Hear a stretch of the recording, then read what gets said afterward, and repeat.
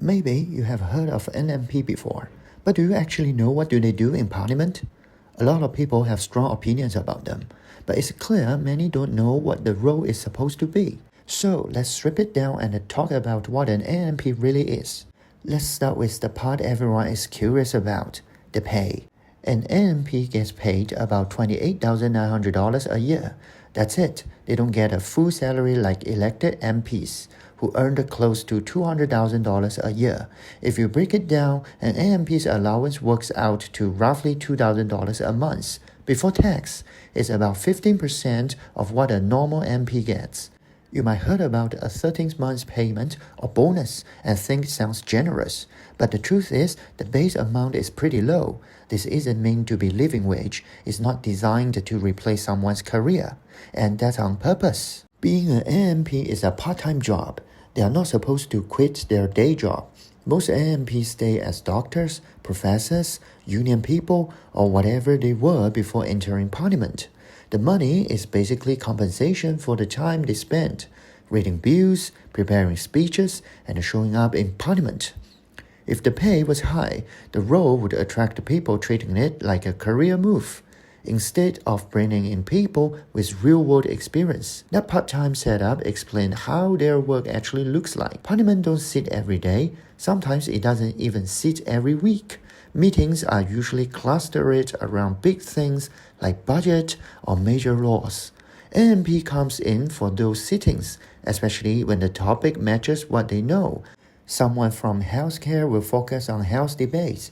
Someone from business or labor will show up for economic issues. There's no strict rules forcing NMPs to attend every single sitting. No signing sheet, no punishment if one misses a day, but attendance is public. Speeches are recorded, people can see who turned up, who doesn't. So, while it's not legally compulsory, there's still pressure to show up and contribute properly. Unlike elected MPs, NMPs don't run constituency office. They don't handle residents' complaints, manage town councils, or do walkabout. They don't need to campaign for votes. Elected MPs do politics full-time, NMPs don't. They are expected to come in, speak with it matters, and then go back to their regular jobs.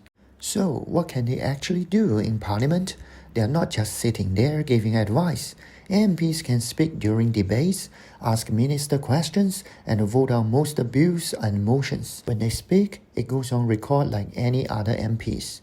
But there are clear limits. They can't vote on things like national budget, constitutional changes, or motion to bring down the government. Those decisions are kept strictly for elected MPs, because voters are the ones who give that authority. NMPs can do is move motions, push issues into formal debate, and influence laws through discussion and amendments. And this has mattered in the past. In the 1990s, NMPs play an important role in shaping the Maintenance of Parents Act, which allows elderly parents to seek financial support from their children. Over the years, NMP also have pushed for strong protection against family violence, better mental health support, and environmental issues. These debates didn't always change laws overnight, but they forced the government to respond and take the issues seriously. So, when you put everything together, you will see the bigger picture of the role. The allowance is low because it's meant to be a part-time job. Attendance is flexible because they are supposed to stay in their own field, not becoming a full-time politician. Their power are limited because big decisions still belong to elected MPs. The underlying concept is straightforward. The aim is to incorporate diverse perspectives into the working of the Parliament, while maintaining the existing governance structure. Once this framework is understood, it is us, the public, to hold these individuals accountable.